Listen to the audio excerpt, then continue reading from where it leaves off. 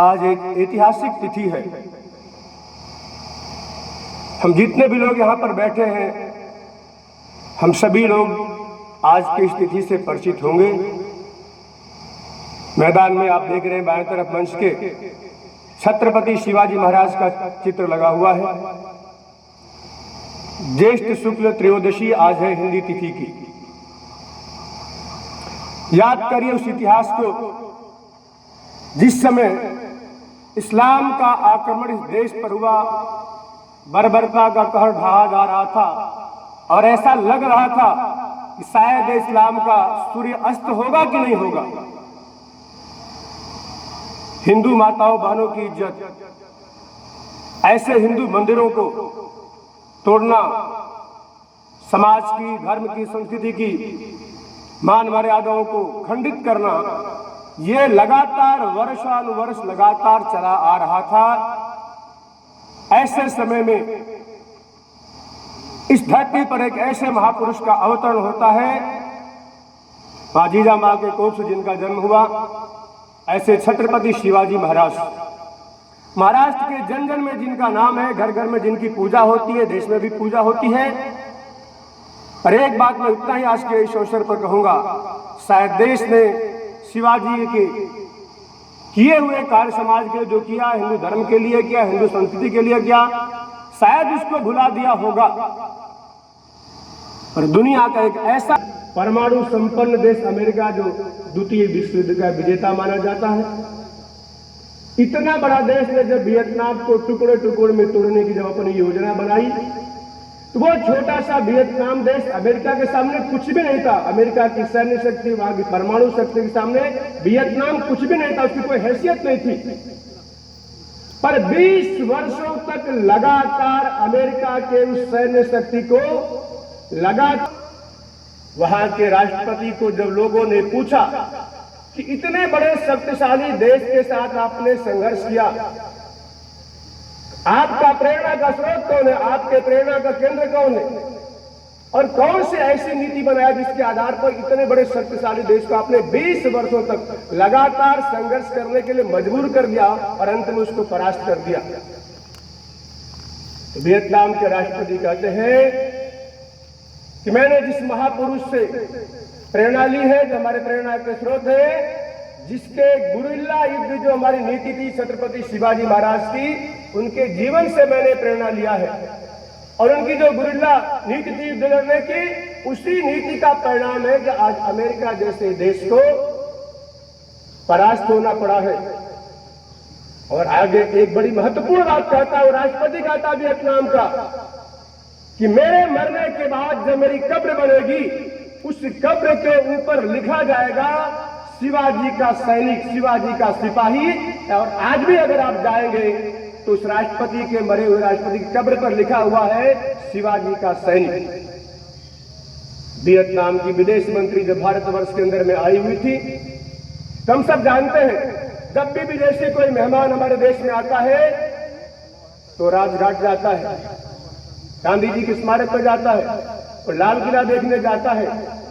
और इस वियतनाम के उस विदेश मंत्री का जब भारत में आगमन होता है, यहाँ की जो ब्यूरोक्रेट्स के लोग हैं उनको ऐसे स्थान की चर्चा करते हैं, ले जाने की बात करते हैं, तो विदेश मंत्री कहते हैं कि नहीं, मुझे सबसे पहले मुझे उस स्थान पर जाना है, उस विजेता का उस स्मारक को देखना है जिसने हिंदवी स्वराज की स्थापना किया था। मुझे सबसे पहले छत्रपति शिवाजी के उस स्मारक को देखना है। ये कहाँ मिलेगा, कहाँ देखने को मिलेगा? तो लोग बताते हैं तो महाराष्ट्र में रायगढ़ में मिलेगा आपको। और वो परंपरागत स्थानों को छोड़ करके वियतनाम के विदेश मंत्री सबसे पहले छत्रपति शिवाजी के उस स्मारक को देखने जाते हैं। और वहां की मिट्टी को उन्होंने पोटली में बांध करके अपने पर्स में रखा और हाथ में जो धूल लगा था उस धूल को अपने माथे पर लगाया। ये प्रशासन के अधिकारी देख करके आश्चर्यचकित थे कि ये क्या हो गया विदेश मंत्री को। उसके बाद उन्होंने देश के अन्य स्थानों का दौरा किया। ऐसे थे छत्रपति शिवाजी महाराज जिन्होंने मुगलिया सल्तनत का अंत कर दिया और हिंदवी स्वराज की स्थापना किया। आज से 350 वर्ष पहले इसलिए आज का दिन एक हम सब के लिए, इस हिंदू समाज के लिए एक ऐतिहासिक दिन है। समाज के द्वारा, समाज के तथाकथित बुद्धिजीवियों के द्वारा प्रश्न कभी कभी आता है कि ये आरएसएस संघ का हिंदू राष्ट्र क्या है। संघ का हिंदू राष्ट्र कोई अलग नहीं है। जिस हिंदवी स्वराज की छत्रपति शिवाजी ने स्थापना किया, वही राष्ट्रीय स्वयंसेवक संघ का हिंदू राष्ट्र का सपना है। उसी सपने को साकार करता हुआ यह राष्ट्रीय स्वयंसेवक संघ अपने 98 वर्षों की यात्रा पूरी करके आगे चलता चला आ रहा है। अभी आपने पूजनीय गुरु जी का अमृत वचन सुना। राष्ट्रीय स्वयंसेवक संघ का काम क्या है? तो राष्ट्रीय स्वयंसेवक संघ का बहुत एक छोटा सा काम है, जो सामान्य व्यक्ति भी जिसको समझ सकता है कि भारत का प्रत्येक व्यक्ति जिस दिन भारत भक्ति के भाव से, जिस दिन राष्ट्रभक्ति के भाव से खड़ा हो जाएगा, यह देश स्वयंसेवक संघ उस स्वामी विवेकानंद का जो अधूरा सपना था कि ऐसे 100 लोग मिल जाएं जो देश समाज के लिए अपना सब कुछ न्यौछावर कर सकते हैं, तो इस प्रकार के लोगों से हम देश की तस्वीर को बदल सकते हैं। स्वामी जी तो नहीं रहे, चले गए, पर उनका सपना आज भी हमारे आंखों के सामने, देशवासियों की आंखों के सामने है। और इस प्रकार देश के समाज के लिए अपना सब कुछ न्यौछावर करने वाला, हमारे लिए राष्ट्र धर्म ही सर्वोपरि है, इस भाव को लेकर के समाज में काम करने वाले आज ऐसे लाखों स्वयंसेवक हैं। और इस प्रकार के स्वयंसेवक, पुरानी बात है, अरुणाचल प्रांत का एक जिला मुख्यालय है, तवांग डिस्ट्रिक्ट है, चाइना के बॉर्डर पर। दिसंबर का महीना था और दिसंबर के महीने में तवांग डिस्ट्रिक्ट के वहां का 37 स्वयंसेवक थे। भारतवर्ष में तो उसकी कोई चर्चा नहीं हुई, पर 37 स्वयंसेवकों का वो प्राथमिक वर्ग 7 दिन जब चला तवांग के डिस्ट्रिक्ट हेडक्वार्टर पर, चाइना के बॉर्डर पर, तो चाइना के समाचार पत्रों में प्रत्येक दिन समाचार छपता था कि आरएसएस ने चाइना के बॉर्डर पर अपना जाल फैला रहा, अपना जाल बिछा रहा है। ये समाचार चाइना के अंदर समाचार पत्रों में छपता था, टेलीविजन पर दिखाया गया। तो आप देश के कितने भी सुदूर अंचल तक चले जाएंगे जहां आज आवागमन के साधन नहीं है, फिर भी आपको संघ की शाखा, संघ के स्वयंसेवक मिलेंगे। चाहे वनवासी क्षेत्र होगा जहां जनजाति समाज रहता है, ऐसे सभी स्थानों पर तो ऐसे अपने प्रशिक्षण वर्गों से प्रशिक्षण लेकर के समाज भक्ति से राष्ट्र भक्ति के भाव को जगाने का काम पिछले 98 वर्षों से यह राष्ट्रीय स्वयंसेवक संघ करता आ रहा है। तो केवल करता हुआ आ नहीं रहा है, तो आज उसके परिणाम भी आज आपको देखने को मिल रहे हैं। उसके परिणाम भी आज देश के अंदर में हजारों गांव आपको ऐसे मिलेंगे कि जिन गांवों के अंदर आप चले जाएंगे तो आप कह सकते हैं साहब ये तो राम राज्य है। आज भी उस गांव के अंदर में लोग खेतों पर काम करने जाते हैं, कुत्ते बिल्ली के नाते कोई सिटकनी लगा देते, कोई ताला नहीं बंद कर देता है। ऐसे भी गांव आपको मिलेंगे। कुछ व्यवस्थाएं सामाजिक ऐसी बन गई हैं जिसके नाते समाज में बड़ी एक वैमनस्यता आ गई है। स्थानीय आधार पर होने वाले जो निकाय के चुनाव होते हैं, कुछ गांव में कुछ हो जाता है, पर ऐसे स्थानों पर भी उस गांव के अंदर में कैसे सामाजिक समरसता आ सकती है, पूरा गांव एक साथ कैसे खड़ा हो सकता है, गांव के मंदिर सबके लिए कैसे हो सकते हैं, गांव का कुआं सबके लिए कैसे हो सकता है, यह काम आज भी हजारों हजार गांव में ये करने वाला काम संघ का स्वयंसेवक आज करता है। अभी 3-4 दिन पहले मैं गोरखपुर में था, एक पीजी कॉलेज के प्राचार्य हैं, अवकाश प्राप्त है, सैन्य विज्ञान के अध्यापक रहे, बाद में प्राचार्य हुए, अभी अवकाश प्राप्त हो गए। वे आर्यमगढ़ जिला के रहने वाले हैं।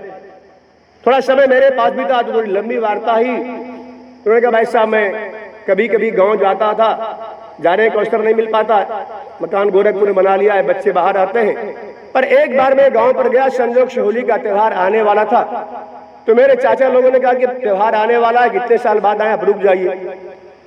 तो मैंने बचपन का भी देखा था हमारे गांव में त्योहार कैसे मनाए जाते थे, और जिस साल में रुका उस दिन देखा तो समाज पूरा बदल चुका था। सभी लोग अपने अपने घरों पर ही बैठे थे, चंद लोग होली का त्योहार केवल मना रहे थे, कोई किसी के दरवाजे पर मिलने के लिए भी नहीं जाता था। मैं बाहर से आया था, इसलिए मेरे पट्टीदारी से कुछ लोग आगे मिलने के लिए, शेष गांव में कोई हलचल नहीं था कि कोई त्योहार भी आ जाए। ये बात मेरे मन को लग गई। मैंने उसी दिन तय किया कि जो व्यवस्था हमारे गांव में पहले थी उस व्यवस्था को मैं कैसे कायम कर सकता हूं। और इस वर्ष की बात बताया उन्होंने कि इस वर्ष मुझे 3 दिन गांव पर रहने का अवसर मिला। अगले साल भाई साहब कभी मेरे गांव में आइएगा, पूरा गांव सभी जाति के लोग आज त्योहार मनाने के लिए एक साथ आते हैं। सायंकाल गांव का जो मंदिर है उस मंदिर पर पूरे गांव के लोग आते हैं। वहां सांस्कृतिक कार्यक्रम होता है, नाश्ता जलपान की व्यवस्था होती है। मेरे गांव का स्वरूप एकदम बदल चुका है। एक व्यक्ति के प्रयत्न से जो गांव बिखरा हुआ गांव था वो गांव आज सामूहिक आकर के अपना उत्सव मना रहा है। यह भारत के प्रत्येक गांव में कैसे हो सकता है, इसके लिए हम सबको सोचना पड़ेगा।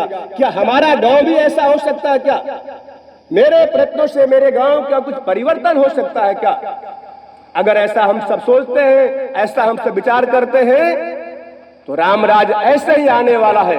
किसी सरकार के द्वारा न हिंदू राष्ट्र बनने वाला है, न राम राज्य आने वाला है। राम राज्य तो समाज को ही लाना पड़ेगा।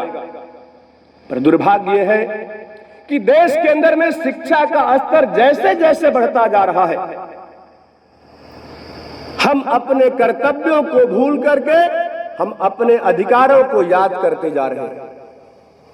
और जब व्यक्ति के मन और मानस में अधिकार शब्द आ गया तो आज आप देखेंगे जो परिवारों का विघटन क्यों हो रहा है, इसके मूल में वही है कि हमारा अधिकार, अपने कर्तव्यों को व्यक्ति भूल गया। दुर्भाग्य से देश की शिक्षा का तंत्र, शिक्षा की व्यवस्था भी आज ऐसी हो गई है जो इन नैतिक मूल्यों को जो समाज के अंदर स्थापित करना चाहिए, विद्यार्थी के अंदर स्थापित करना चाहिए, वो आज हो नहीं पा रहा है। तो आज सब लोग सरकारों की तरफ निगाह लगाकर देखते हैं। कोई भी काम आता है, सरकार क्या कर रही है, सरकार की कौन सी योजनाएं हमारे गांव के लिए आ रही है, आज गांव का प्रधान सोचता है। वहां का बीडीसी का कौन सी योजना मेरे